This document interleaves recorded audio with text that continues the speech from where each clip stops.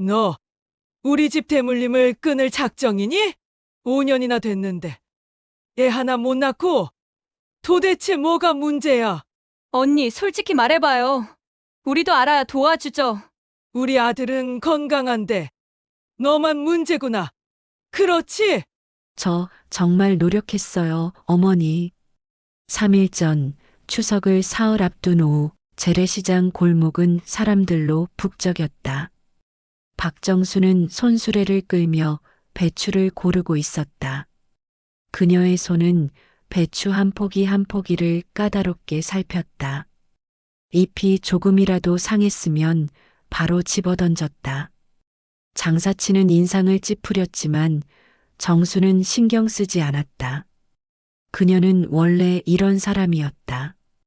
타협 없고 완벽을 추구하며 자기 기준에 맞지 않으면 용납하지 않는 사람. 며느리에게도 세상에게도 그랬다. 시장 바닥엔 물이 고여 있었다. 생선 가게에서 흘러나온 물이었다. 비린내가 코를 찔렀다.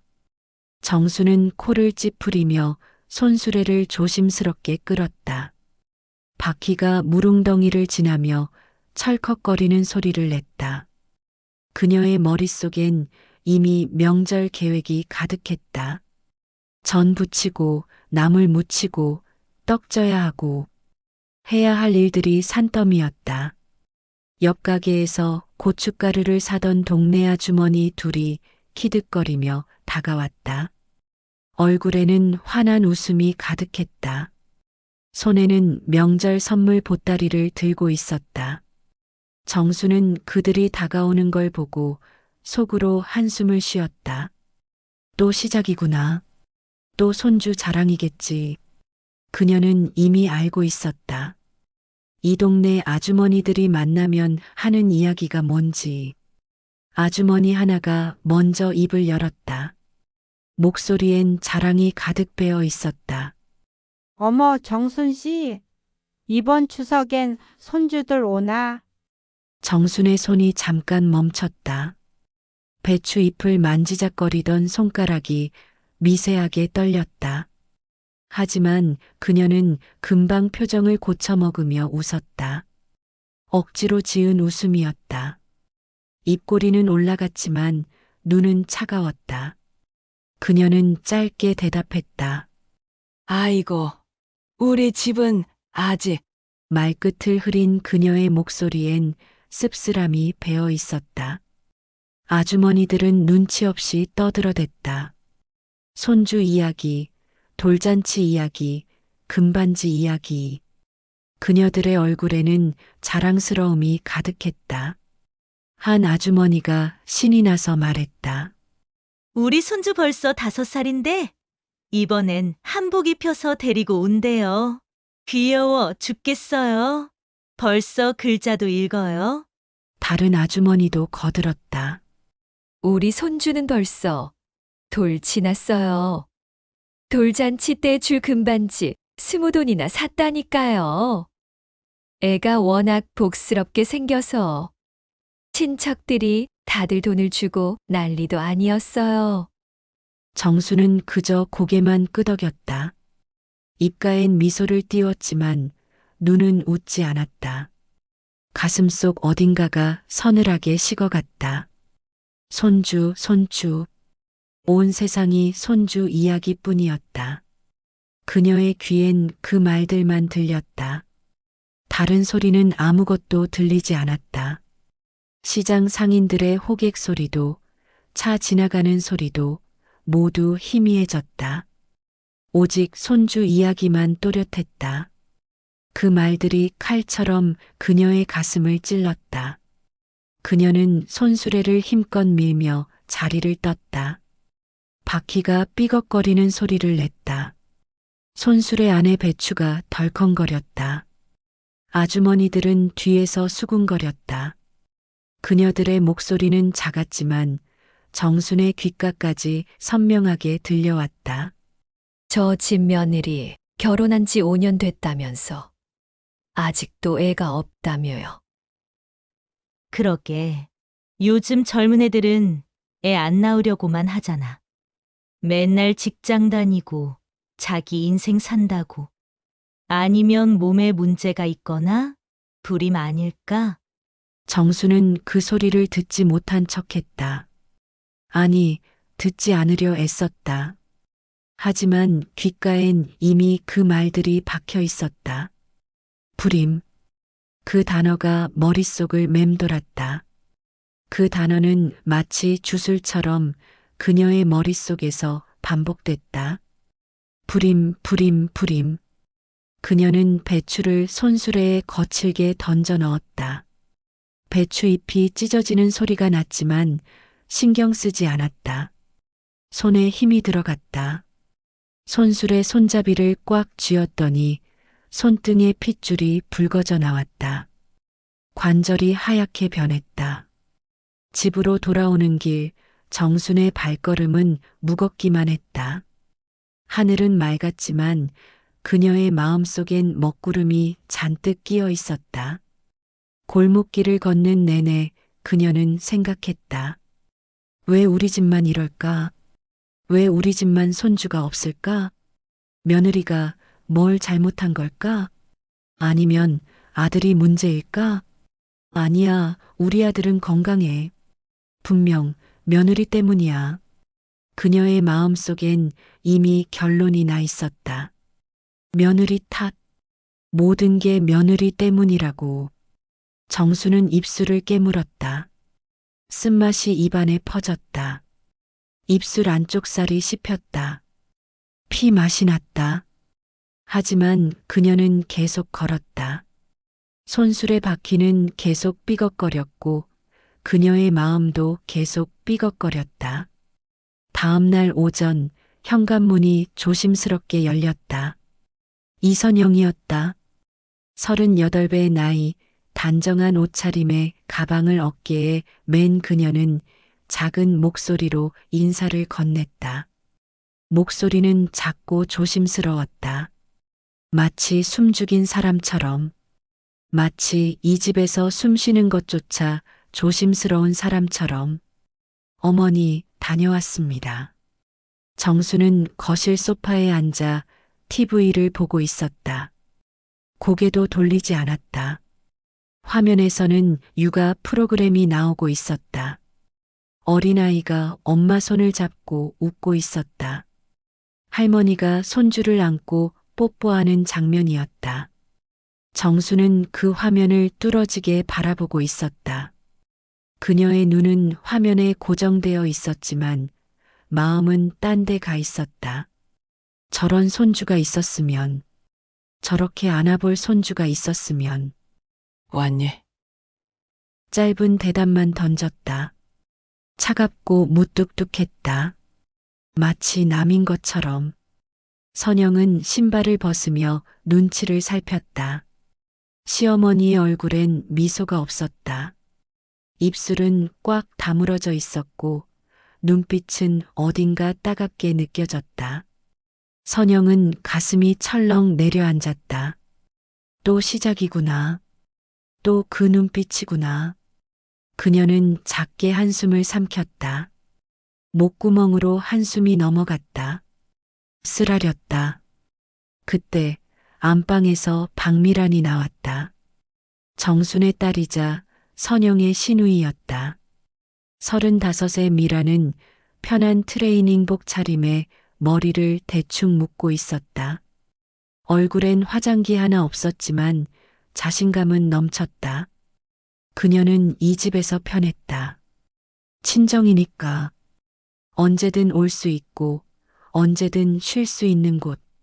하지만 선영에게 이 집은 전쟁터였다. 미라는 선영을 힐끗 보더니 비웃듯 한마디 던졌다. 말투는 공손했지만 눈빛은 냉소적이었다. 고속버스 타고 오느라 힘들었죠? 얼굴이 완전 피곤해 보이네요. 화장도 다 지워졌어요. 선영은 애써 웃으며 대답했다. 괜찮아요. 그나저나 아가씨는 잘 지내요? 미라는 일부러 딸의 얘기를 꺼냈다. 자랑하듯이, 과시하듯이. 저야 뭐 딸애 키우느라 정신없죠? 요즘 애가 말 배우는 중이라 너무 귀여워요. 어제는 엄마, 아빠, 할머니, 할아버지까지 다 불렀어요. 너무 똑똑해요. 선영의 표정이 살짝 굳었다. 하지만 그녀는 아무 말도 하지 않았다. 그저 가방을 들고 방으로 들어가려 했다. 발걸음을 옮기려는데 미란이 다시 말을 던졌다. 마치 칼을 던지듯이. 언니, 이번 추석엔 좀 어때요? 병원 검사 같은 거 받아보셨어요? 요즘 난임 치료 잘 된다던데. 우리 동네 아는 언니도 시험관으로 애 낳았어요. 언니도 한번 알아봐요. 선영의 발걸음이 멈췄다. 등이 굳어졌다. 척추가 얼어붙는 것 같았다. 그녀는 아무 대답도 하지 못했다. 목이 메었다. 대답하고 싶어도 목에서 말이 나오지 않았다. 그녀는 고개만 끄덕이고 방으로 들어갔다. 정수는 여전히 TV만 보고 있었다. 며느리가 들어왔건 말건 관심도 없다는 듯. 화면에서는 계속 아이들이 웃고 있었다. 정수는 리모컨 볼륨을 더 높였다. 아이들 웃음소리가 거실에 크게 울렸다. 선영은 방문을 닫으며 작게 한숨을 쉬었다. 가슴이 답답했다. 이 집에 올 때마다 숨이 막혔다. 공기가 무거웠다. 중력이 더 세게 작용하는 것 같았다. 그녀는 가방을 내려놓고 창가에 섰다. 창밖으로 보이는 하늘은 푸르렀지만 그녀의 마음속은 잿빛이었다. 하늘엔 구름 한 점 없었다. 너무 맑아서 오히려 쓸쓸했다. 눈물이 핑 돌았다. 하지만 울지 않았다. 울면 안 됐다. 울면 또 약한 사람이 되는 거였다. 그녀는 눈물을 꾹 참았다. 손등으로 눈가를 닦았다. 거울에 비친 자신의 얼굴은 초라했다. 화장도 지워지고 눈가는 붓고 입술은 바싹 말라 있었다. 그녀는 거울을 외면했다. 자기 얼굴을 보고 싶지 않았다. 저녁 6시 밥상이 차려졌다. 시아버지 박철수가 먼저 자리에 앉았다.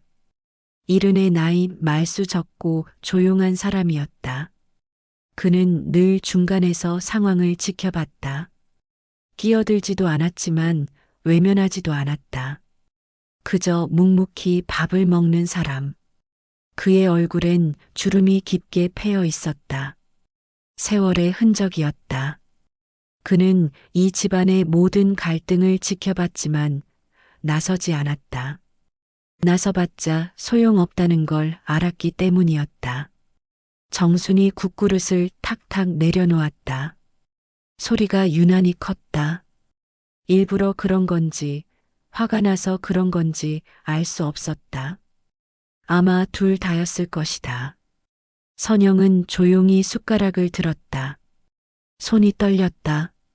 숟가락이 덜그럭거렸다. 건너편엔 남편 김현수가 앉아 있었다. 40살의 그는 피곤한 얼굴로 밥만 퍼먹고 있었다. 아내를 쳐다보지도 않았다. 눈을 마주치는 것조차 피하는 듯했다. 그는 비겁한 사람이었다. 아내가 힘든 걸 알면서도 외면했다. 미란이 반찬을 집으며 성묘 이야기를 꺼냈다. 엄마, 이번 추석엔 애들 데리고 성묘 가야 하는 거 아니에요?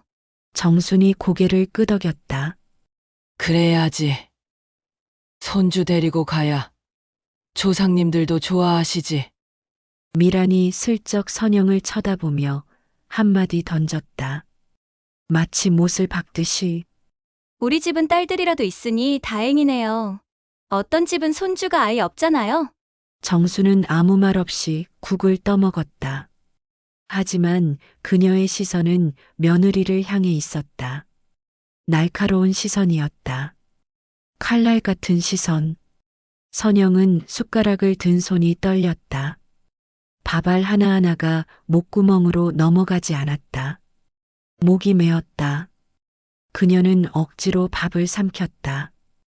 바바리 목구멍을 긁고 내려갔다. 정순이 리모컨을 들어 채널을 돌렸다. 화면엔 한 가족이 돌잔치를 하는 장면이 나왔다. 아기가 돌복을 입고 웃고 있었다. 할머니가 아기를 안고 환하게 웃었다. 온 가족이 행복한 얼굴이었다. 정수는 일부러 소리를 크게 키웠다. 아나운서의 목소리가 거실에 울려 퍼졌다. 요즘엔 돌잔치도 호텔에서 성대하게 치르는 게 유행입니다. 한 번에 수백만 원이 들어가지만 아이를 위해서라면 아끼지 않는 게 요즘 부모들입니다. 선영은 젓가락을 내려놓았다. 더 이상 먹을 수가 없었다. 목이 메어서 밥이 넘어가지 않았다. 숨이 막혔다. 그녀는 작게 한마디 했다. 거의 속삭이듯이, 어머니, 저희도 노력 중이에요. 정순이 냉정하게 대꾸했다. 목소리는 차가웠다. 노력. 5년째 노력한다고 하더니 아직도 소식이 없니? 현수가 고개를 들었다. 하지만 아무 말도 하지 않았다. 그는 그저 밥만 퍼먹었다. 숟가락질만 계속했다. 선영은 남편을 쳐다봤다. 도와달라는 눈빛이었다. 제발 한마디만 해달라는 눈빛. 하지만 현수는 눈을 피했다. 비겁한 사람이었다. 아내보다 어머니가 더 무서운 사람. 미란이 거들었다. 그녀도 한마디 거들지 않으면 직성이 풀리지 않는 사람이었다. 언니, 요즘 병원 좋은 데 많아요. 강남 쪽엔 안임 전문 병원 있던데 거기 한번 가보세요. 성공률 엄청 높대요. 선영이 작게 대답했다. 목소리는 떨렸다. 이미 다녀왔어요. 정순이 눈을 크게 떴다. 놀란 표정이었다. 하지만 놀람 속에는 분노도 섞여 있었다. 뭐? 병원을 다녀왔다고? 그럼 결과는 뭐야? 선영은 대답하지 못했다. 입술만 파르르 떨렸다. 그녀는 그저 고개를 숙였다. 머리를 푹 숙였다. 정수는 짜증스럽게 숟가락을 내려놓았다. 탁 소리가 크게 났다. 결과도 제대로 말 못하고 도대체 뭐가 문제야? 너한테 문제가 있는 거 아니야? 철수가 조용히 한마디 했다. 중재하듯이. 여보, 밥이나 먹자. 정순이 쏘아붙였다. 목소리가 날카로웠다. 당신은 가만히 있어요. 당신은 몰라요. 목소리가 거칠어졌다. 밥상 분위기는 얼어붙었다. 공기가 차가워졌다. 선영은 눈물을 참으며 자리에서 일어났다. 더 이상 참을 수 없었다. 잘 먹었습니다. 작게 말하고 방으로 들어가 문을 닫았다. 밥상에 남은 사람들은 아무 말이 없었다. 오직 숟가락 부딪히는 소리만 작게 들렸다. 탁, 탁, 탁. 그 소리가 유난히 크게 들렸다. 다음 날 오후 현관 초인종이 울렸다. 정순이 문을 열자 최미자가 서 있었다. 65의 미자는 동네에서 소문을 제일 잘 퍼뜨리는 사람이었다. 그녀의 입은 확성기였다. 한번 들은 이야기는 동네 전체에 퍼졌다. 그녀는 손에 사과 한 봉지를 들고 있었다. 빨갛게 잘 익은 사과들이었다. 정순 언니, 이거 우리 집 과수원에서 딴 거예요.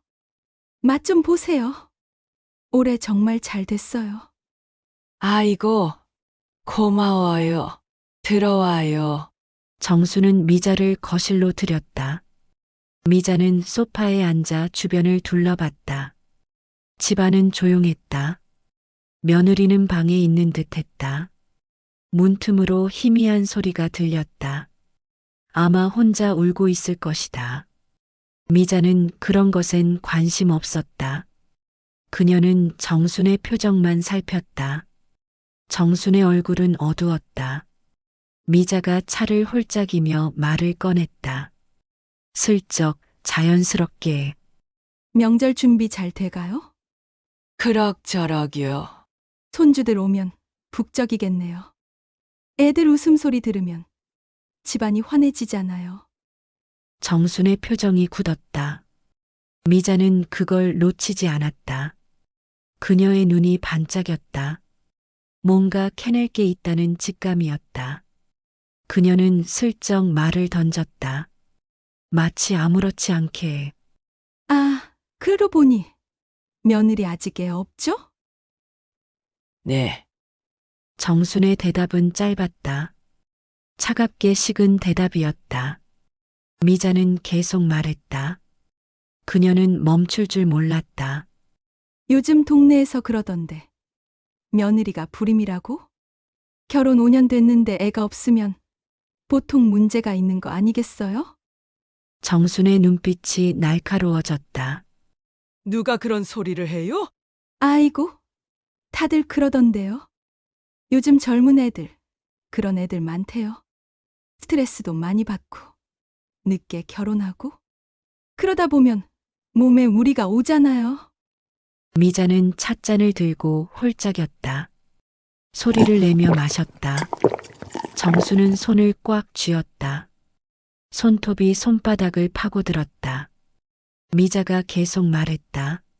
그나저나 며느리는 일도 안 하잖아요? 집에만 있으면서 뭐 하는 거예요? 애도 안 낳고, 집안일이나 제대로 하는지 모르겠네요. 정순이 짧게 대꾸했다. 우리 며느리 성실한 애예요. 그럼 몸에 문제가 있는 거 아니에요? 병원은 다녀봤어요? 요즘 난임 치료 잘 되잖아요. 시험관도 있고. 정수는 대답하지 않았다. 미자는 알아챘다. 눈이 반짝였다. 아, 병원 다녔구나. 그녀는 더욱 흥미로운 표정을 지었다. 아, 병원 다녔구나? 그럼 결과가 어떻게 나왔어요? 치료받으면 나아요? 정순이 작게 말했다. 목소리는 떨렸다. 그건 잘 모르겠어요. 그걸 어떻게 몰라요? 며느리한테 물어봐야죠. 어머니가 알아야 도와주시죠. 미자는 웃으며 자리에서 일어났다. 그녀는 목적을 달성했다. 오늘 저녁이면 동네 사람들이 다 알 것이다. 아무튼 빨리 손주 보세요. 손주 없으면 명절이 재미없어요. 저는 이번 추석에 손주 셋이나 와요. 집이 시끌벅적할 거예요. 미자가 나간 후 정수는 소파에 주저앉았다. 머릿속이 복잡했다. 동네 사람들이 다 안다. 우리 집 며느리가 애가 없다는 걸. 그녀는 얼굴이 화끈거렸다. 창피했다. 분했다. 손으로 얼굴을 감쌌다. 숨이 턱까지 차올랐다. 가슴이 답답했다. 공기가 부족한 것 같았다. 저녁 정수는 안방에서 이불을 개고 있었다. 얼굴은 여전히 굳어 있었다. 표정엔 분노와 서운함이 뒤섞여 있었다. 철수가 들어와 조용히 한마디 했다. 그는 아내의 기분을 읽을 수 있었다. 여보, 오늘 미자가 왔다며? 응. 또 쓸데없는 소리 했지? 정수는 대답하지 않았다. 그녀는 이불을 거칠게 개며 입술을 깨물었다. 철수는 한숨을 쉬며 앉았다.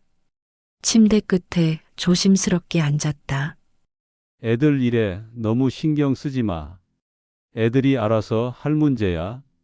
정순의 목소리가 떨렸다. 분노가 섞인 목소리였다. 그럼 우리 집 대가 끊기겠네? 손주 하나 없는 집이 되는 거지? 철수는 고개를 저었다. 그는 아내의 집착을 이해할 수 없었다. 대를 잇는 게 뭐가 중요해? 애들이 건강하고 행복하면 되지. 손주가 전부는 아니야. 당신은 몰라요? 정순이 소리쳤다. 목소리가 갈라졌다. 동네 사람들이 다 수근거려요. 우리 며느리 불임이라고 저만 명절 때마다 손주 자랑 못 들어요. 친구들 만나면 할 말이 없어요. 그게 사실이야? 며느리가 정말 불임이야? 모르겠어요. 근데 5년이나 됐는데 애가 없으면 뭔가 문제가 있는 거 아니에요. 정상이면 벌써 애가 있어야죠. 철수는 한참 말이 없었다. 그는 창밖을 바라봤다. 달이 떠 있었다. 둥근 보름달이었다. 그는 조용히 말했다. 여보, 며느리한테 너무 심하게 하지 마. 그 애도 힘들 거야. 병원까지 다녔다며. 혼자 얼마나 속상했겠어. 저도 힘들어요. 정수는 소리를 질렀다. 눈물이 핑 돌았다.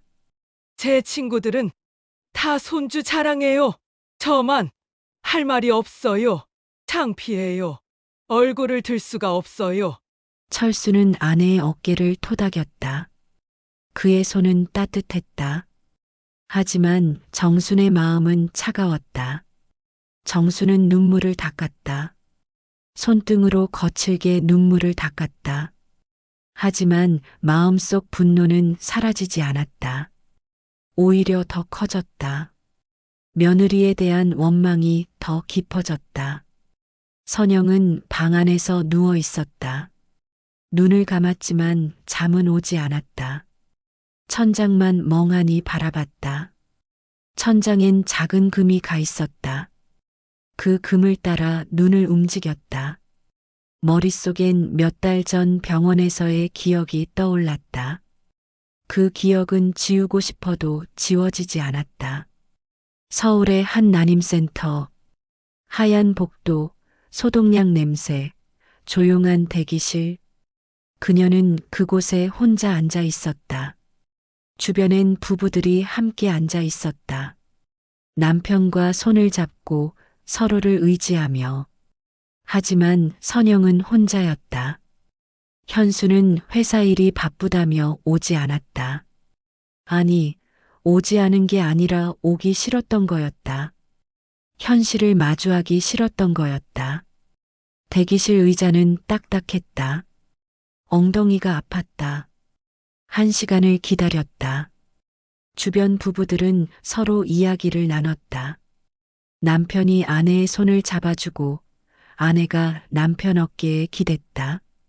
선영은 그 모습을 보며 가슴이 아팠다. 왜 우리는 저렇지 못할까? 왜 나는 혼자일까? 이름이 불렸다. 선영은 일어나 진료실로 들어갔다. 한지훈 의사가 그녀를 맞았다.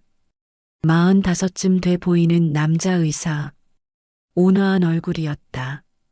하얀 가운을 입고 있었다. 책상 위엔 서류들이 쌓여 있었다. 그는 검사 결과지를 보며 말했다. 목소리는 부드러웠다. 다행히 문제는 없어요. 자궁도 건강하고 난소 기능도 정상이에요. 선영은 안도했다. 가슴을 쓸어내렸다. 하지만 의사의 다음 말에 얼어붙었다. 다만 남편분 검사가 필요합니다. 아직 남편분 검사를 안 받으셨죠? 선영은 가슴이 철렁 내려앉았다. 남편 검사? 그녀는 고개를 끄덕였다. 입이 말랐다. 혀가 바짝 말라붙었다. 의사는 검사 신청서를 내밀었다. 하얀 종이였다. 선영은 그 종이를 받아들었다. 손이 떨렸다. 종이가 바스락거렸다. 남편분과 함께 다음 주에 오시면 됩니다. 검사는 간단해요. 선영은 고개를 끄덕이고 진료실을 나왔다. 복도를 걸으며 눈물이 났다. 하지만 참았다. 병원에서 울 수는 없었다. 사람들이 쳐다봤다. 그녀는 고개를 숙이고 빠르게 걸었다. 병원을 나와 거리에 섰다. 차들이 지나갔다. 사람들이 바쁘게 걸었다. 세상은 계속 돌아갔다. 하지만 선영의 시간은 멈춰 있었다. 집에 돌아와 남편에게 말했다. 저녁 식탁에서였다. 현수는 TV를 보고 있었다. 뉴스가 나오고 있었다. 여보, 병원에서 당신 검사가 필요하대요. 현수는 고개도 돌리지 않았다. 화면만 뚫어지게 봤다. 바빠. 다음에 하자. 언제 다음이에요? 의사 선생님이 빨리 하래요. 다음 달에. 이번 달은 프로젝트 때문에 바빠. 선영은 더 이상 말하지 못했다. 그렇게 한 달이 지났다. 2달이 지났다. 3달이 지났다. 남편은 검사를 받지 않았다. 핑계만 댔다. 바쁘다고, 시간이 없다고, 다음에 하겠다고. 선영은 혼자 병원을 다녔다. 혼자 주사를 맞았다. 혼자 울었다. 밤마다 화장실에서 소리 없이 울었다.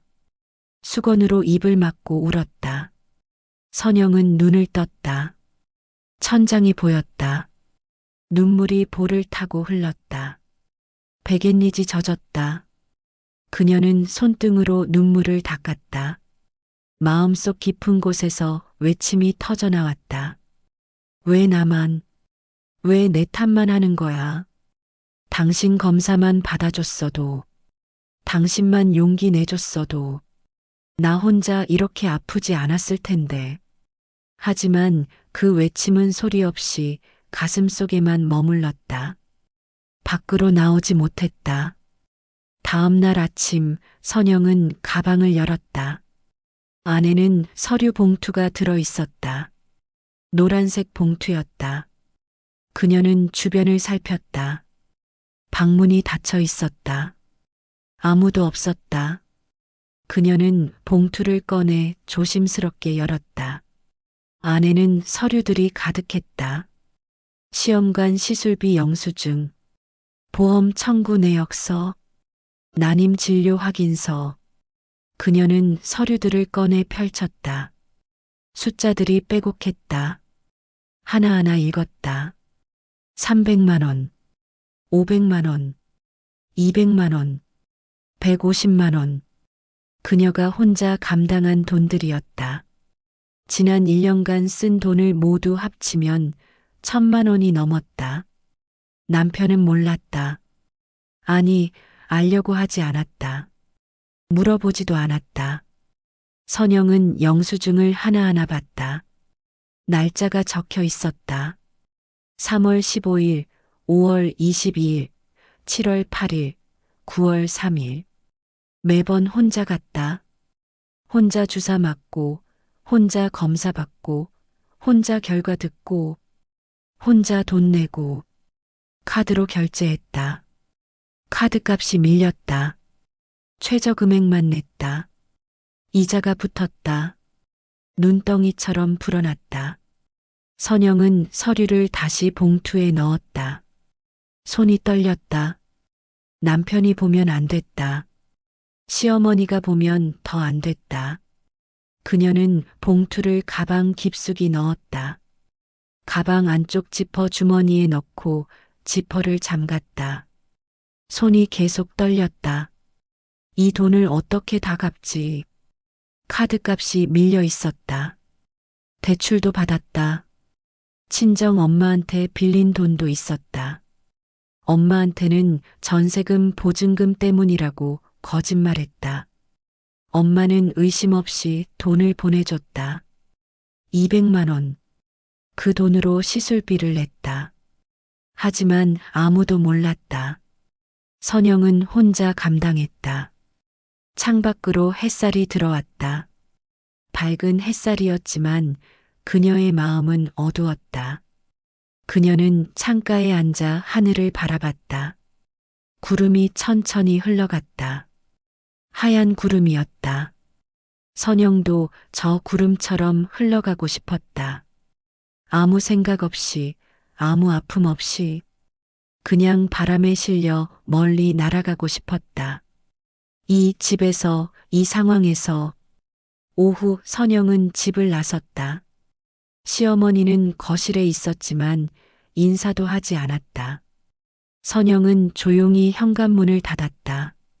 신발 소리도 안 나게 조심스럽게. 그녀는 마을 입구 농협으로 갔다. 걸어서 10분 거리였다. 길은 비어 있었다.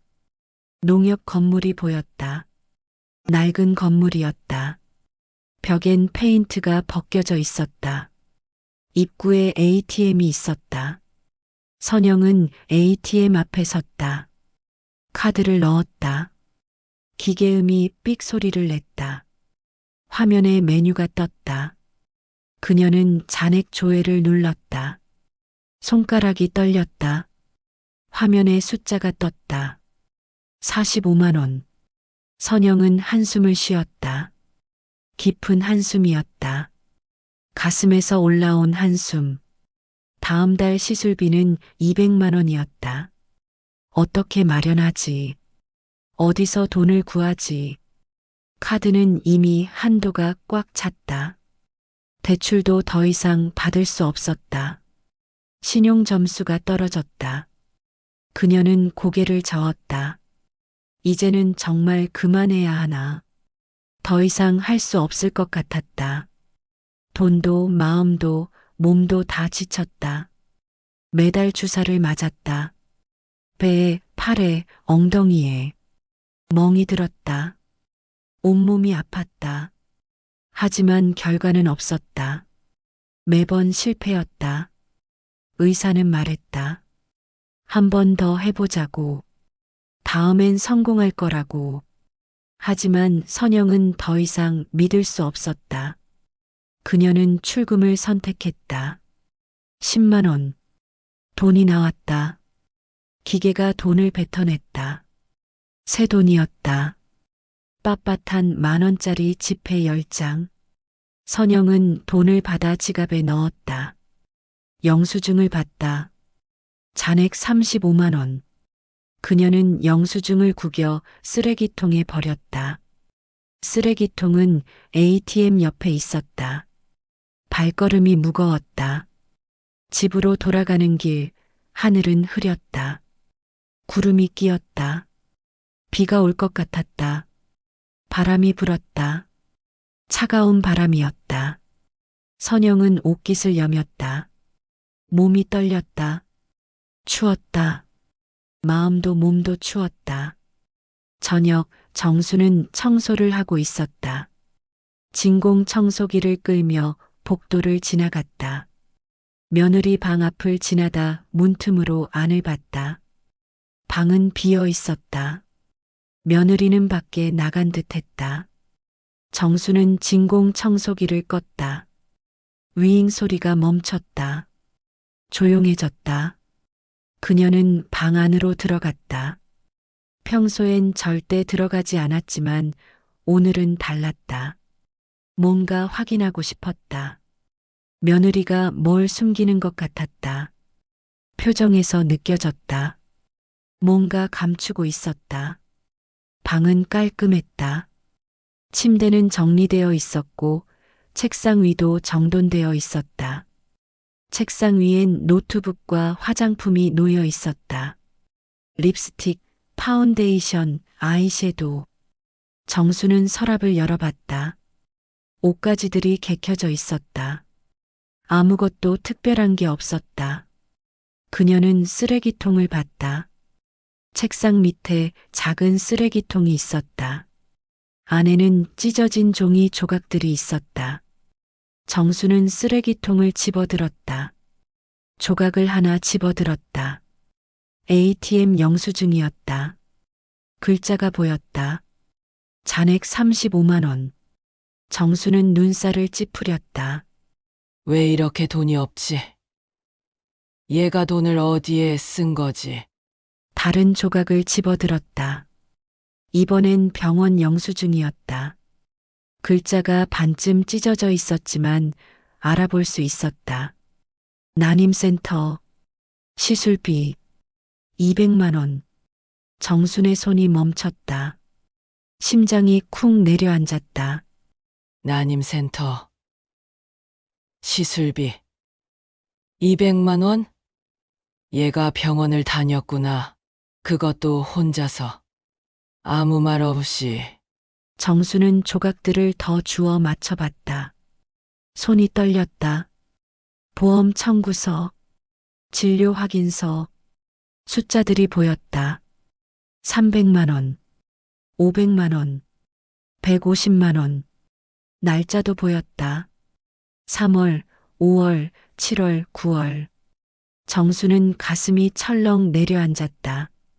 이렇게 많은 돈을 며느리가 혼자 감당했구나.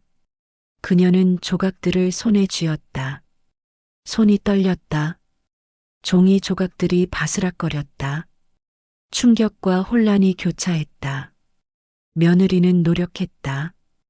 혼자서 조용히, 아무 말 없이. 정수는 주저앉았다. 바닥에 털썩 앉았다. 다리에 힘이 풀렸다. 뭔가 잘못됐다는 느낌이 들었다. 내가 며느리를 잘못 봤나? 정말 며느리 탓이 맞나? 정수는 조각들을 쓰레기통에 도로 넣었다. 하지만 마음은 복잡했다. 머릿속이 어지러웠다. 그녀는 방을 나왔다. 문을 조심스럽게 닫았다. 가슴이 답답했다. 숨이 막혔다. 다음 날 아침 정수는 며느리를 불러 세웠다. 목소리는 차가웠다. 날카로웠다. 선영이, 이리 와 보거라. 선영은 부엌에서 설거지를 하고 있었다. 그릇을 닦고 있었다. 물소리가 찰랑거렸다. 그녀는 수건으로 손을 닦으며 나왔다. 물기가 뚝뚝 떨어졌다. 정수는 거실 소파에 앉아 있었다. 팔짱을 끼고 표정은 굳어 있었다. 얼굴엔 분노가 가득했다. 정순이 말했다. 목소리는 낮았지만 힘이 있었다. 네가 병원 다녔다며. 선영은 깜짝 놀랐다. 눈이 커졌다. 어떻게 하셨을까? 누가 말했을까? 정수는 계속 말했다. 쓰레기통에서 봤어. 영수증 조각들, 난임센터, 시술비 다 봤어. 선영은 아무 말도 하지 못했다. 입술만 파르르 떨렸다. 손도 떨렸다. 온몸이 떨렸다. 정순의 목소리가 높아졌다. 분노가 터져나왔다. 너 우리 집 대물림을 끊을 작정이냐? 5년이나 됐는데 애 하나 못 낳고 병원까지 다니면서도 소식이 없고 도대체 뭐가 문제야? 너한테 문제가 있는 거 아니야. 선영은 눈물이 핑 돌았다. 그녀는 울먹이며 대답했다. 저 정말 노력했어요. 어머니, 정말 노력했어요. 노력? 정수는 비웃었다. 코웃음을 쳤다. 무슨 노력? 결과가 없으면 노력이 아니야. 5년 동안 뭘 한 거야? 선영은 눈물을 흘렸다. 눈물이 볼을 타고 흘렀다. 그녀는 고개를 숙였다. 어깨가 들썩였다. 미란이 거실로 나왔다. 소리를 듣고 나온 것이었다. 그녀도 한마디 거들었다. 언니, 솔직히 말해봐요. 문제가 뭐예요? 우리도 알아야 도와주죠. 병원에서 뭐라고 했어요?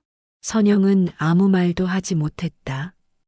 그녀는 그저 울기만 했다. 소리내어 울었다. 정수는 더욱 화가 났다. 며느리가 계속 우니까 짜증이 났다.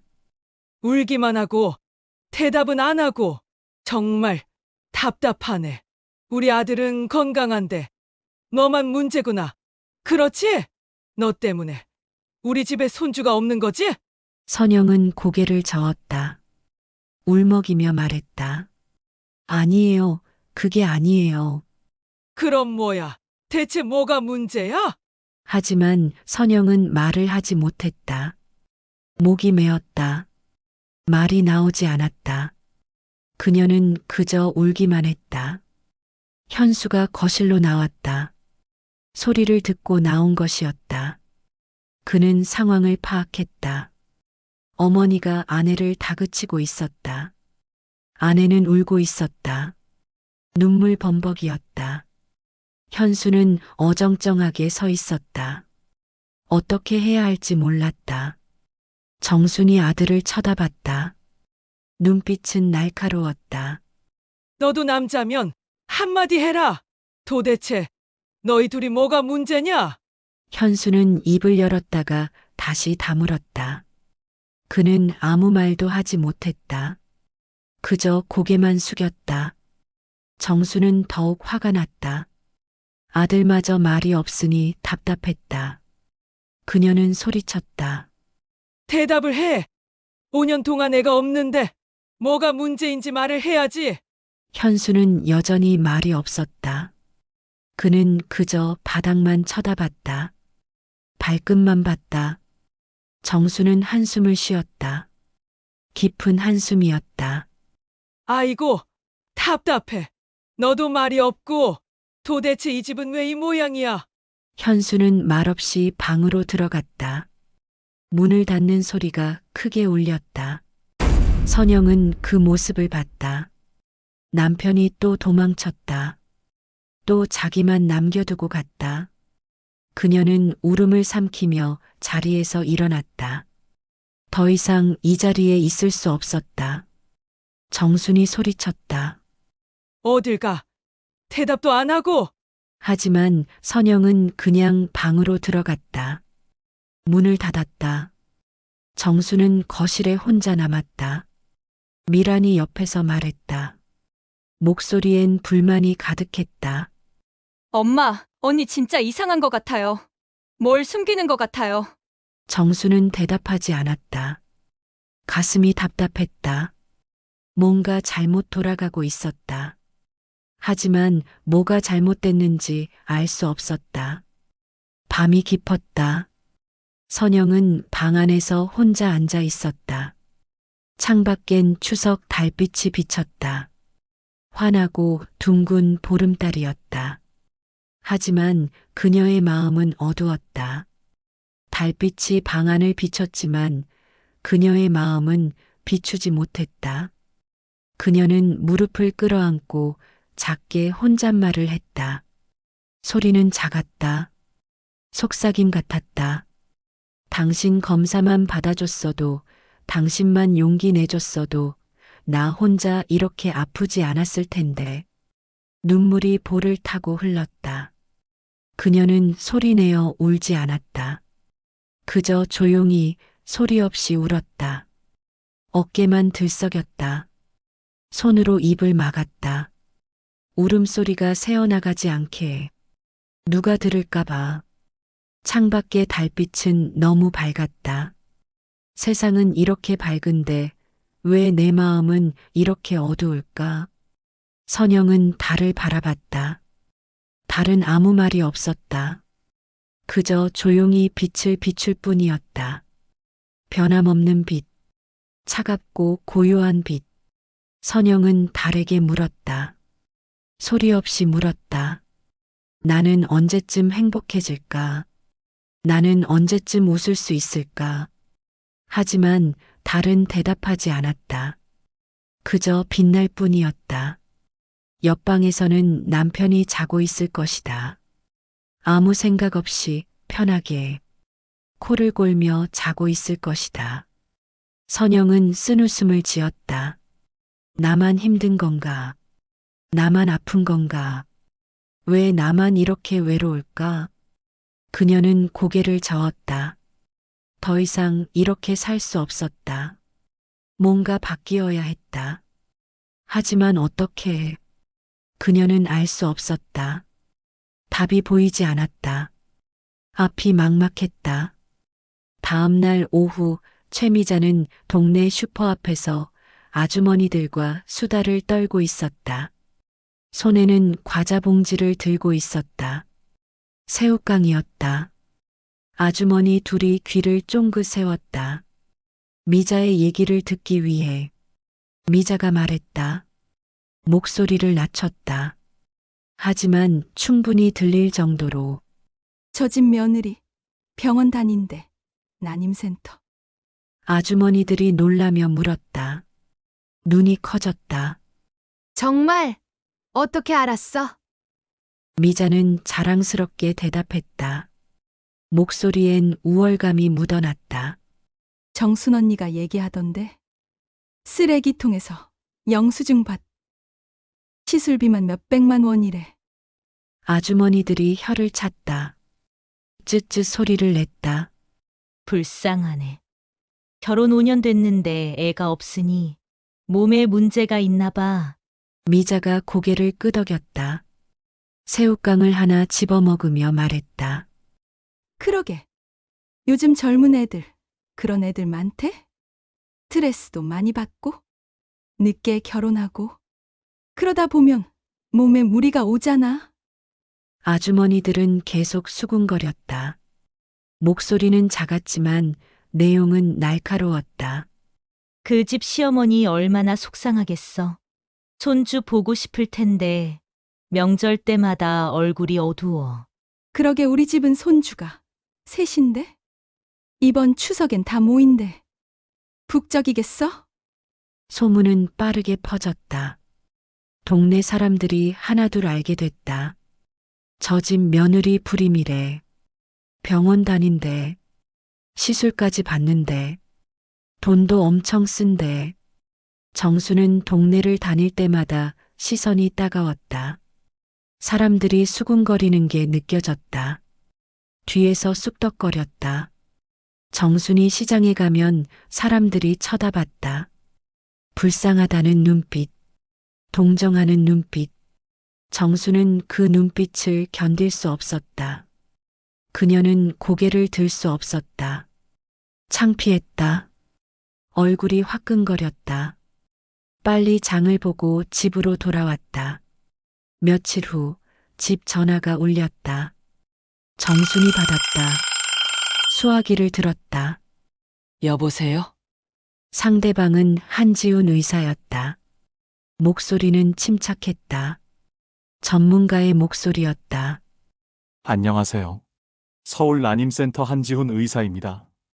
김현수 씨, 검사 결과 관련해서 전화드렸습니다.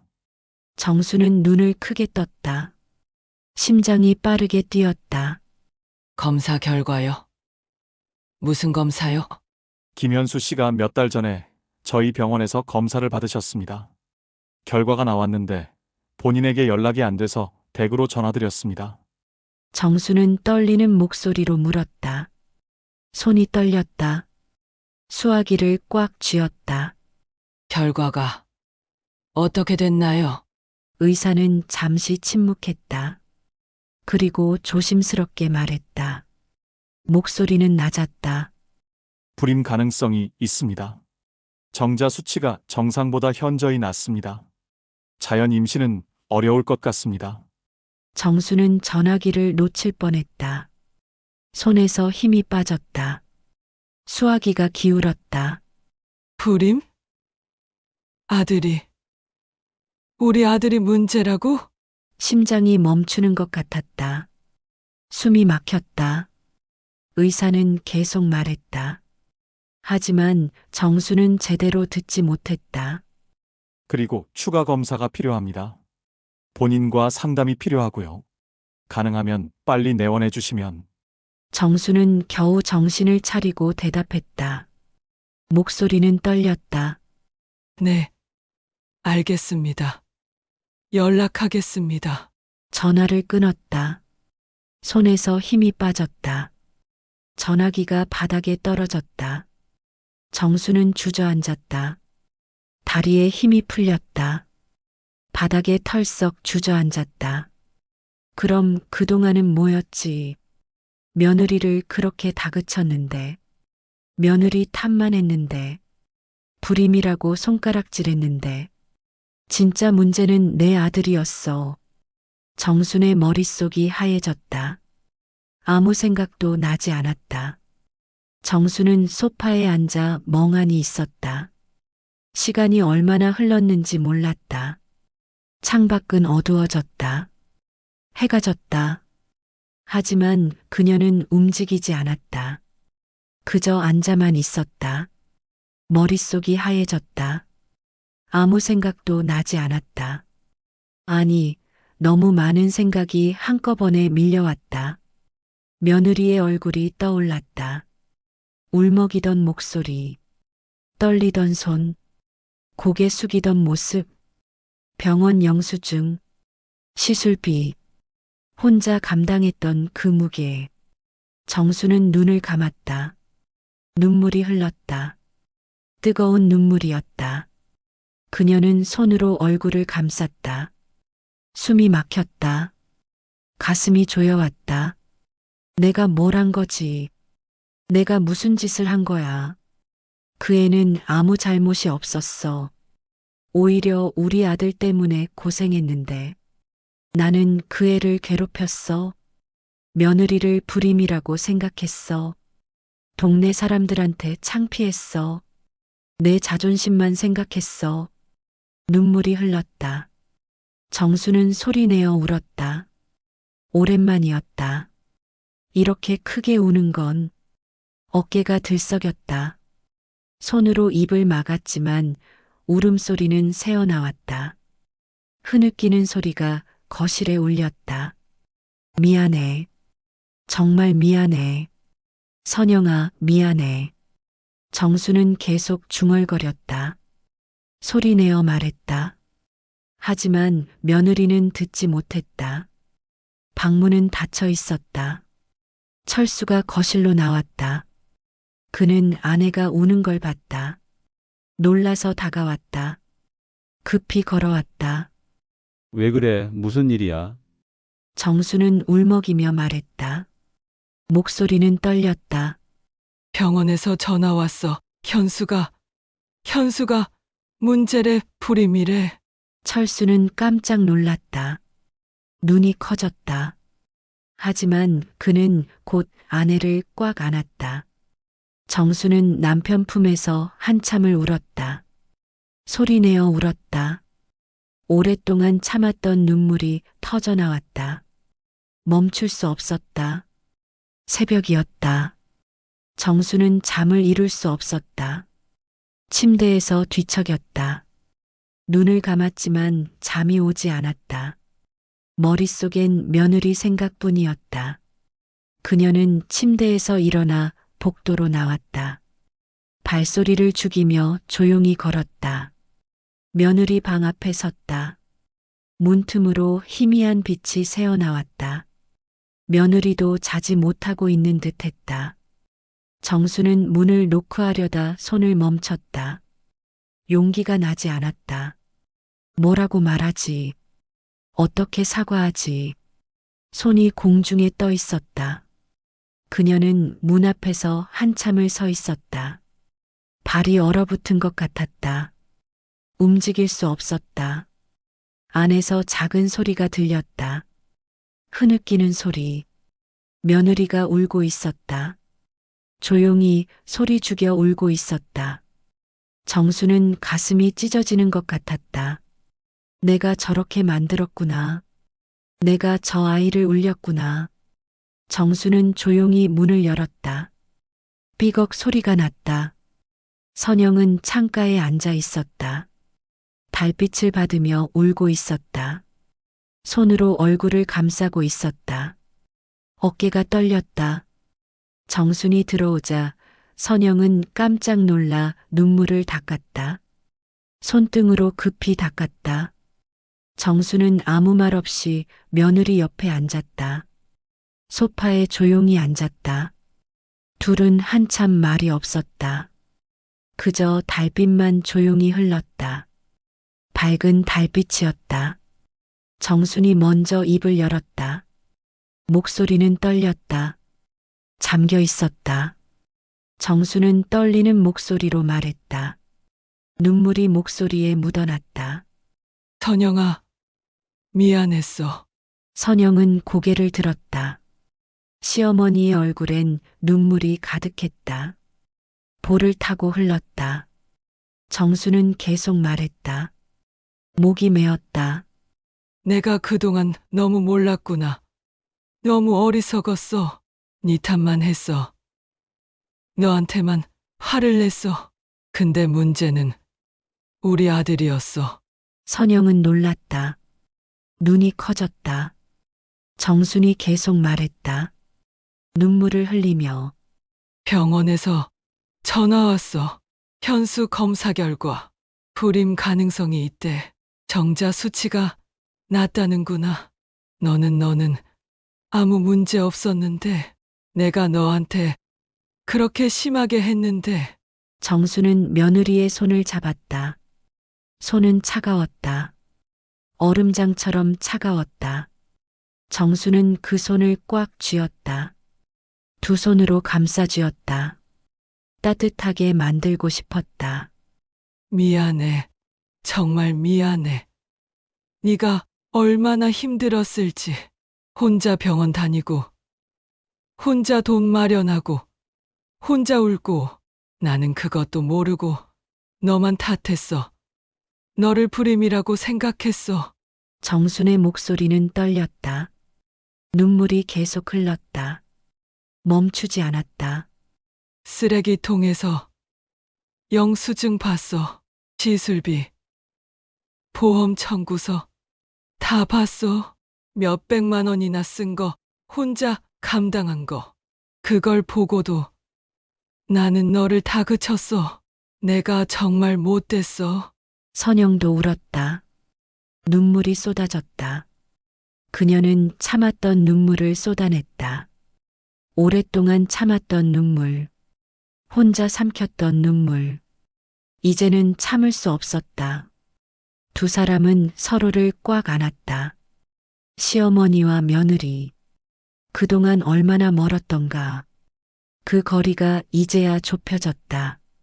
정수는 며느리의 등을 토닥였다. 선영은 시어머니 품에서 한참을 울었다. 소리내어 울었다. 더 이상 참지 않았다. 정순이 말했다. 목소리는 진심이었다. 나 손주 같은 거 없어도 돼. 너만 건강하면 돼.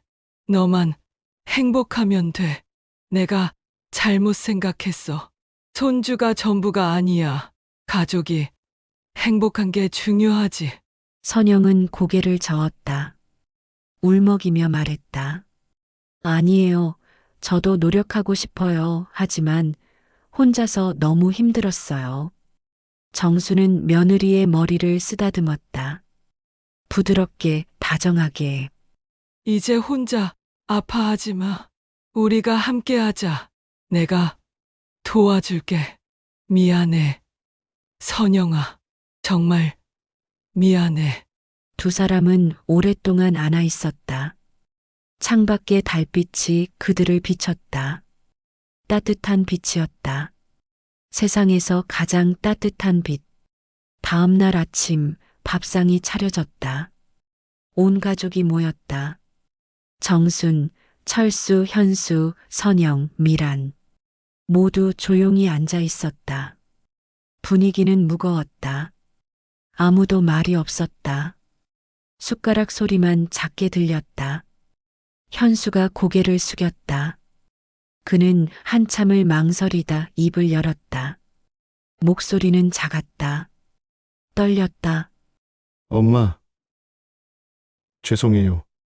정수는 아들을 쳐다봤다. 표정은 복잡했다. 현수는 계속 말했다. 고개를 더 숙이며. 제 문제였어요. 불임 판정받은 거. 몇 달 전에 검사 받고 알았어요. 근데 말 못했어요. 창피했어요. 무서웠어요. 비겁하게 천영이만 고생시켰어요. 정수는 아무 말하지 않았다. 그저 들었다. 현수는 고개를 더 숙였다. 목소리는 더 작아졌다. 선영이 혼자 병원 다니는 것도 알았어요. 돈 쓰는 것도 알았어요. 근데 모른 척했어요. 비겁했어요. 제가 정말 비겁했어요. 그의 목소리가 떨렸다. 선영을 쳐다봤다. 눈엔 눈물이 고였다. 선영아, 미안해. 정말 미안해. 너만 힘들게 했어. 나는 도망만 쳤어. 선영은 눈물을 글썽였다. 하지만 아무 말하지 않았다. 그저 고개를 숙였다. 미란이 오빠를 쳐다봤다. 그녀도 충격받은 표정이었다. 오빠가 그런 사람인 줄 몰랐어요. 언니가 얼마나 힘들었을까요? 현수는 고개를 숙인 채였다. 얼굴을 들 수 없었다. 정순이 조용히 말했다. 목소리는 차분했다. 하지만 힘이 있었다. 현수야, 고개 들어. 현수가 고개를 들었다. 정순의 눈엔 눈물이 고여 있었다. 하지만 분노는 없었다. 실망과 안타까움만 있었다. 엄마도 미안해. 너한테만 기대했어. 손주만 바랐어. 너희 마음은 생각 안 했어. 엄마가 잘못했어. 정수는 선영을 쳐다봤다. 눈물이 흘렀다. 선영아, 정말 미안해. 엄마가 너무 못됐어. 철수가 말했다. 목소리는 온화했다. 이제 다 같이 이겨내자. 가족이잖아. 함께 하면 못할 게 없어. 정순이 고개를 끄덕였다. 미란도 조용히 말했다. 목소리엔 진심이 담겼다. 언니, 미안해요. 저도 심했어요. 언니 마음도 모르고. 밥상 위로 침묵이 흘렀다. 하지만 이번 침묵은 달랐다. 따뜻했다. 서로를 이해하는 침묵. 서로를 용서하는 침묵. 며칠 후 추석 당일이 왔다. 아침 일찍 철수가 미역국을 끓였다. 따뜻한 냄새가 집안에 퍼졌다. 구수한 냄새. 정수는 부엌에 들어가 남편을 도왔다. 파를 썰고 마늘을 다졌다. 선영도 나와 밥상을 차렸다. 그릇을 놓고 반찬을 담았다. 미라는 반찬을 날랐다. 김치, 나물, 전. 현수는 과일을 깎았다. 사과, 배, 감. 밥상이 차려졌다. 온 가족이 둘러앉았다. 정순이 미역국을 떠서 며느리 앞에 놓았다. 조심스럽게, 다정하게. 선영아, 많이 먹어. 네가 좋아하는 미역국이야. 선영은 감사하다며 웃었다. 진심 어린 웃음이었다. 정순도 웃었다. 따뜻한 웃음. 진심 어린 웃음이었다. 식사가 시작됐다. 대화가 오갔다. 미란이 말했다. 밝은 목소리로. 언니, 이번 주에 같이 영화 볼래요? 보고 싶은 거 있었는데. 선영이 좋다고 대답했다. 정순이 말했다. 장난스럽게. 나도 끼워줘. 영화 보고 싶어. 다들 웃었다. 밝은 웃음. 행복한 웃음. 밥상 분위기는 화기애애했다. 예전과 달랐다. 긴장도 없고 눈치도 없고 그저 편안했다. 식사가 끝나고 정수는 선영의 손을 잡았다. 따뜻하게 쥐었다. 산책 가자. 날씨 좋은데. 둘은 마당으로 나갔다. 햇살이 따뜻했다. 하늘은 맑았다.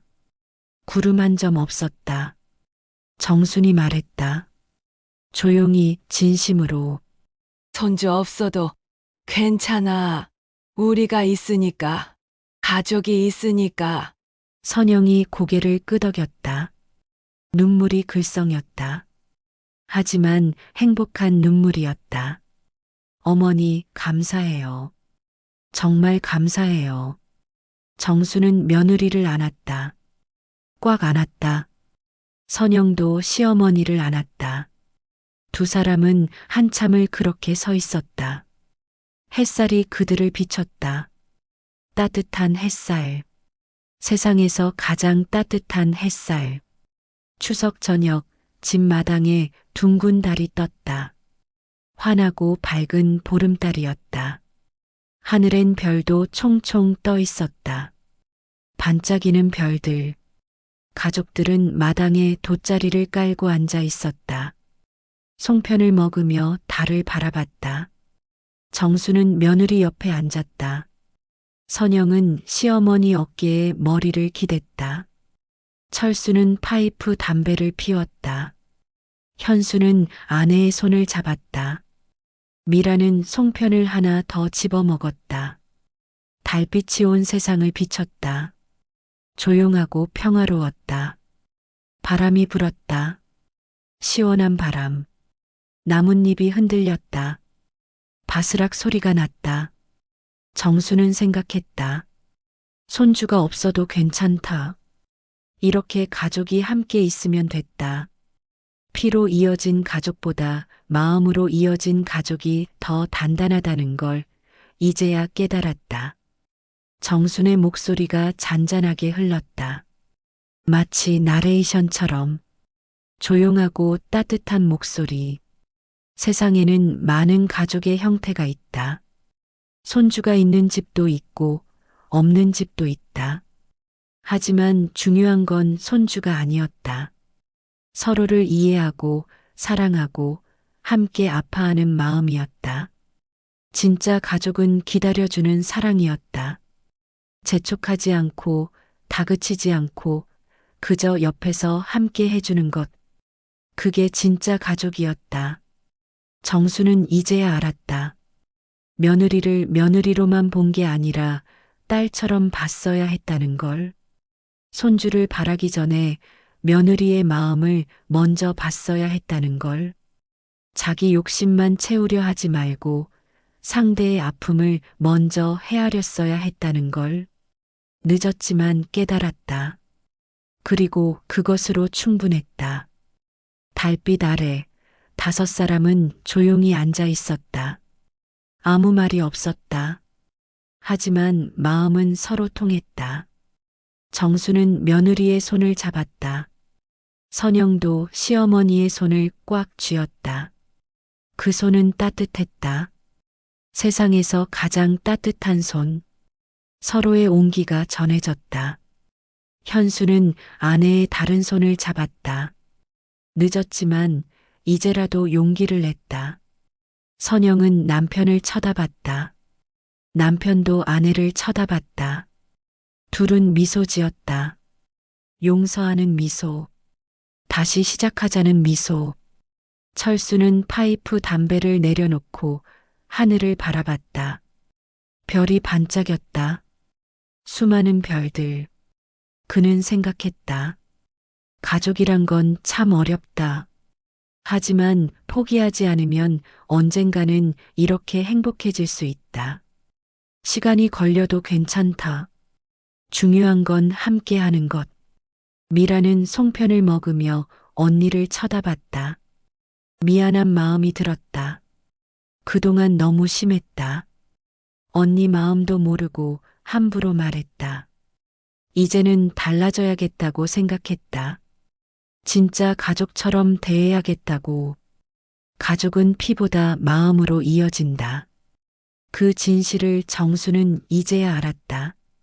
68배 나이에 손주를 기다리며 며느리를 괴롭혔던 자신을 반성하며 이제야 진짜 가족의 의미를 깨달았다. 늦었지만 깨달았다. 그리고 그것으로 충분했다. 달은 계속 빛났다. 세상을 조용히 비추며 그 빛 아래 한 가족이 앉아 있었다.